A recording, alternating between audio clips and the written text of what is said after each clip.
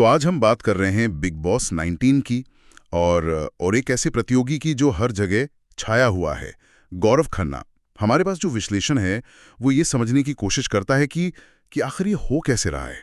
हाँ, मतलब एक शो जो पूरी तरह से ड्रामा और चीख चिल्लाहट पर चलता है, बिल्कुल। उसमें गौरव जैसा एक शांत इंसान कैसे इतना मजबूत बन गया है। यही तो पहेली है। तो चलिए इसी को जरा और गहराई से देखते हैं। बिल्कुल। देखिए, इस विश्लेषण की जो सबसे पहली और मजबूत बात है वो गौरव के अपने ही एक बयान से शुरू होती है। अच्छा। कि गेम सिर्फ चिल्लाने से नहीं, समझने से जीता जाता है। ये सुनने में तो बड़ा सीधा साधा लगता है ना। पर बिग बॉस के घर के अंदर ये तो एक तरह से शो के डीएनए के ही खिलाफ है। एक एंटी बिग बॉस रणनीति है ये। हाँ, ये तो पूरे फॉर्मेट को चैलेंज करने जैसा है। पर क्या ये सिर्फ शांत रहना है या इसके पीछे कोई गहरी सोच है? नहीं, ये बस शांत रहना नहीं है।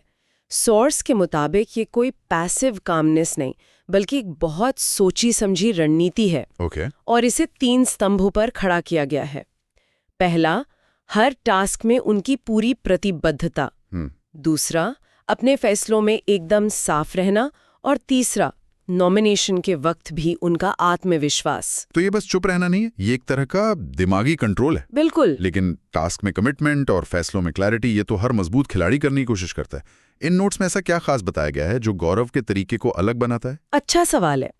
विश्लेषण में एक क्लॉक टावर टास्क का उदाहरण दिया गया है। हाँ।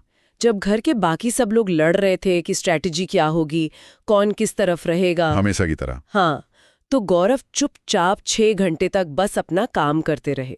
उनका फोकस काम खत्म करने पे था, ड्रामा बनाने पर नहीं। समझ गया। मतलब उनका फोकस गेम पर है, गेम के शोर पर नहीं। एग्जैक्टली। और इसी से जुड़ा एक और बड़ा पॉइंट है सोर्स में, उनका असलीपन। विश्लेषण कहता है कि उसमें ना एक्टिंग है ना ओवर ड्रामा। और शायद यही वो बात है जो सीधा दर्शकों को छू रही है।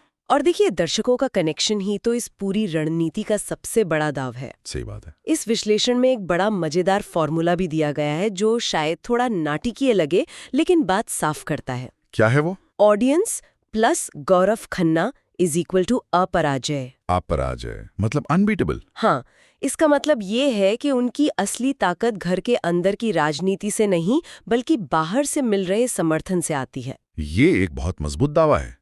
मतलब उनका असली खेल घर के बाहर चल रहा है। पर एक मिनट, ये विश्लेषण गौरव को लेकर इतना ज्यादा पॉजिटिव है कि लगभग एक तरफा लगता है। इसमें तो यहां तक कहा गया है कि ट्रॉफी सिर्फ वही उठा सकते हैं।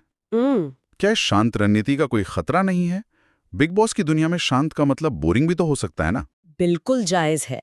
ये रणनीति एक धारदार तलवार पे चलने जैसी है। तो देखिए, विश्लेषण इस बात को सीधे तौर पर तो नहीं कहता, लेकिन इशारा करता है कि जो चीज इसे बोरिंग होने से बचाती है वो है उनकी कंसिस्टेंसी। अच्छा।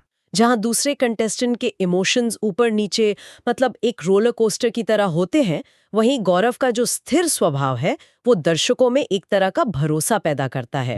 ये बात तो है।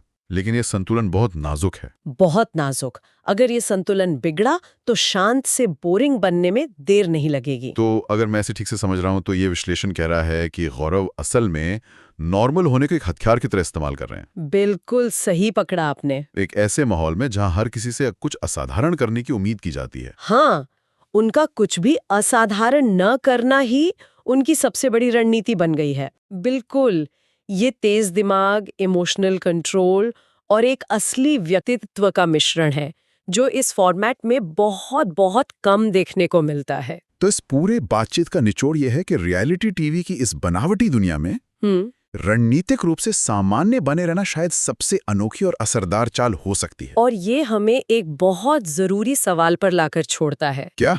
अगर दर्शक अब इस बनावटी ड्रामे के बजाय असलीपन को पसंद करने लगे हैं, तो क्या रियलिटी टीवी के मेकर्स को अपना पूरा फॉर्मूला बदलने की जरूरत है?